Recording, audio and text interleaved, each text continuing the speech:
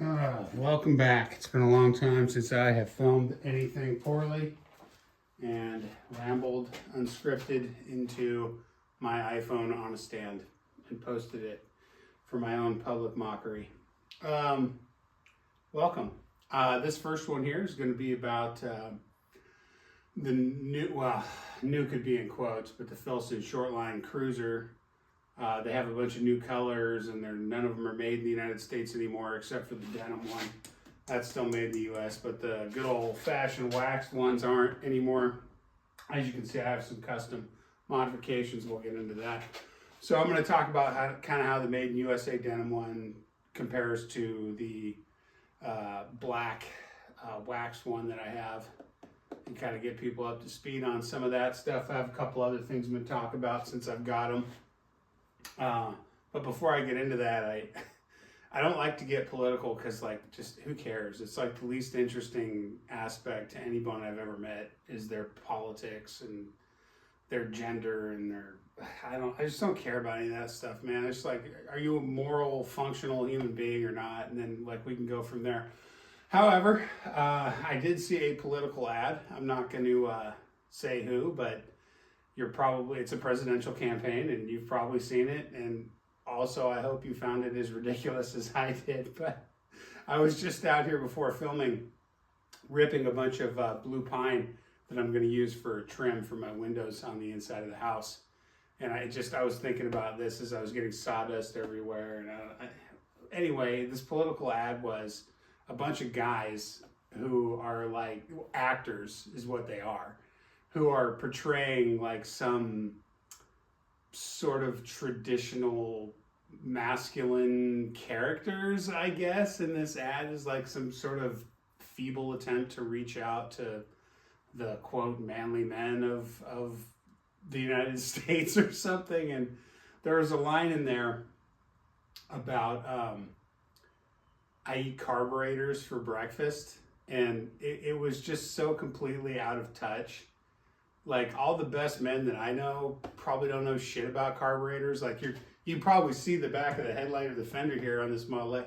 I mean, I probably know more about carburetors than the majority of, probably just people on Earth, but certainly modern mechanics. Most modern mechanics don't have to know anything about carburetors. I'm no expert on carburetors. I've worked on a lot of carburetors, rebuilt a lot of carburetors, different types. Single barrels, two barrels, updraft, downdraft. I mean, I've done a lot of different carburetors. Okay, I'm not an expert, not claiming to be. But this guy, I eat carburetors for breakfast, and I was thinking about how I'm out here working on this 1930 Model A with my mom, with my older mother, who is interested in learning how carburetors work, and just like how there's nothing intrinsically manly about carburetors or ripping blue pine on a table saw, or I don't know. It's just it's so out of touch, man. And it just made me want to address it at the beginning of this video and waste your time, just because there's so many people out there, man. So much noise that's all just BS, and it's just fake. And please don't fall for it. Don't fall for it one way or the other. You know what I mean? Don't let it take you one extreme direction or another extreme direction. Just don't be a fool, please. Anyway, and don't eat carburetors for breakfast. It's not a good nutritional breakfast. Anyway, on to why you're here, if you're even dumb enough to watch my videos anymore. So we got the Filson denim. I've had this one for a while. I've already done a video review on this guy. And this is actually my second short cruiser that's just the waxed version. I had one years ago that I didn't keep for very long because it was an extra large and it just was a little too tight. And I ended up selling that to somebody else many years ago. But for now, I'll set my octopus mug down with tea in it, and we'll do some modeling. So there's really not a whole lot to a Filson short cruiser. Polyester lined sleeves on this one and a cotton lined body.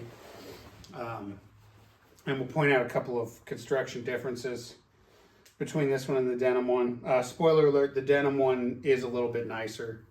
Actually, I would say it's a bit nicer, but it's not really as much of a work jacket as these canvas ones are. So once again, this is not made in the United States anymore. If there's significant differences between this and the US made ones, I haven't really noticed. The one that I had years ago was also black, but it was kind of a limited edition version where it was made out of a heavier canvas and it had like a different lining, and it wasn't exactly like a typical run-of-the-mill short-line cruiser, so it really doesn't compare to this one directly. As you can tell, this one's dirty because I bought this as a work jacket, and that's how I use it, as a work jacket. Of course, I've done some custom modifications. I have more patches I'll be doing. Yeah, there's the mechanic one there that proves that I eat carburetors for breakfast, by the way. Not really. Yeah, so you got a single breast pocket here. That's sizable. Right now I've got a rat's tourniquet and an AVQ device in there. So here's a rat's tourniquet. Good thing to have. And here's a standard. This is basically like an EpiPen, just a different shape from a different company. So those both fit in there with room to spare. You can put more stuff in there than that if you wanted. So it's a sizable pocket.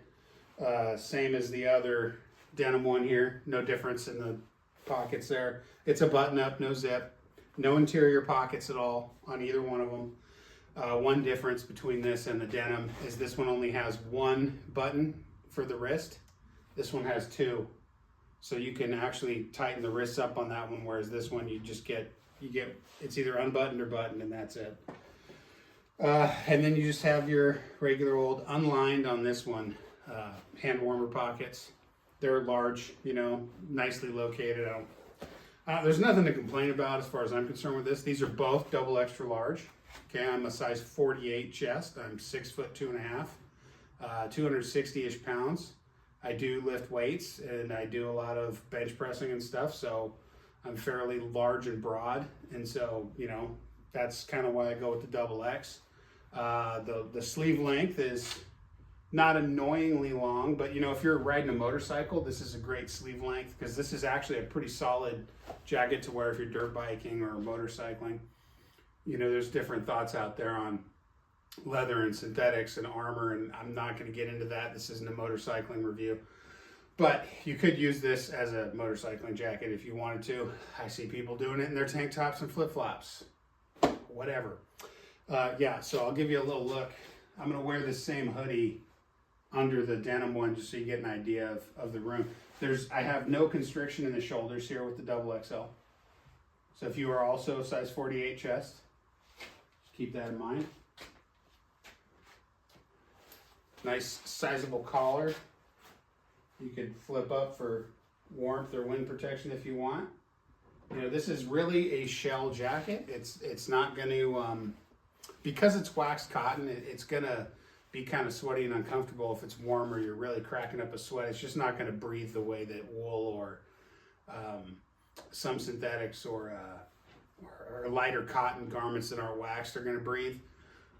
But it's really good with rain and wind resistance, working out in the water in this local area here where it's raining all the time, or just out in Puget Sound, or, you know, whatever. So, you know, for typical wax cotton uses, this is great for that. It's going to be good with heat, grinding, welding, that kind of stuff. And definitely in cold weather, you're going to want to wear something like this weather wool hoodie under it. And that's really how it looks. Obviously it's very dusty and dirty, and it's a work jacket. I'm not a professional YouTube video maker. Like, I just buy stuff, use it, and then let you guys know how it works out. If that's not good enough for you, then go watch somebody else's videos who gets sponsored and probably never actually does anything except for review it, try to sell it. So I'm not here to push it one way or the other. You like it, buy it. You don't care. Really, I'm just here to try to help you make a decision whether it's for you or not. Given the price of these things these days, it's just not for a lot of people. You can get the pro discount at Filson like I do. That's up to you. Just go to your Google browser and type in Filson Pro Discount. You'll figure out how to do it or not if you want. But if you don't want, don't. And don't get upset at me for not holding your hand and giving you links. And this is free. I don't need to do it. I can easily delete all this stuff and my life won't change at all. In fact, it'll probably improve. Here's the denim one. So the denim one is absolutely functional as a work jacket. There's no reason you could not use it as a work jacket, but it's really nice, and they're really friggin' expensive now. I mean, I think these are almost $500 now. I think these are like $350. These are made in the U.S. and man, they're up there, $450, $500. That's not what I paid for it, but that's what they cost now.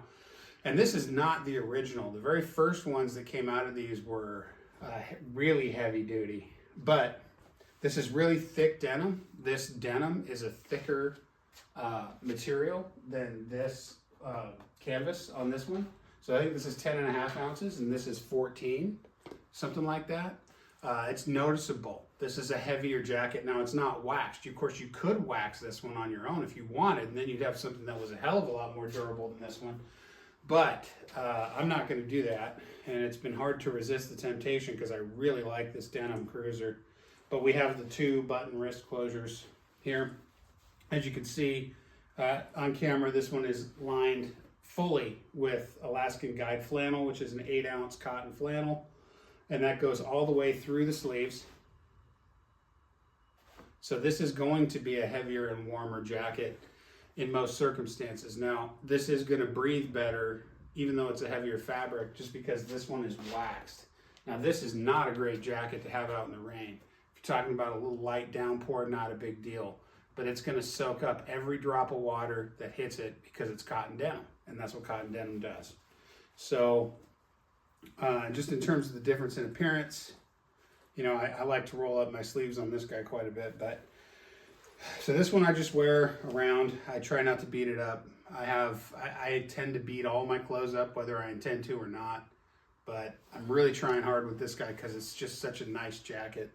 But yeah, it's really comfortable. It fits basically identically to this one. So they're both extra large. There's no difference in the fit as far as I can tell. You know, maybe this one's slightly tighter. If anything, I would say the denim one is just the teensiest bit tighter, but the fact is, if you got a good fit with the canvas, you're probably going to have a good fit, same size denim. You got a good fit with the denim, you're going to have a good fit, same size canvas. So just keep that in mind. This pocket, perfectly identical to the other pocket. Obviously, we have tool pockets. That's one thing I did want to mention is there is a little bit of a difference on the tool pocket here versus the tool pocket on this one. For some reason, it seems like the spacing is just a little bit off from these, and I don't know if that's intentional, but this one, you have like a pencil pocket, then you have one that's like slightly wider, and then you have one that's slightly wider. So each pocket is just a little bit wider than the one before it. On that one, you have like 2 similar sized pencil pockets, and then this guy is actually wide enough that you could fit like a playing card into it. You know, like a ace of spades or whatever you're into.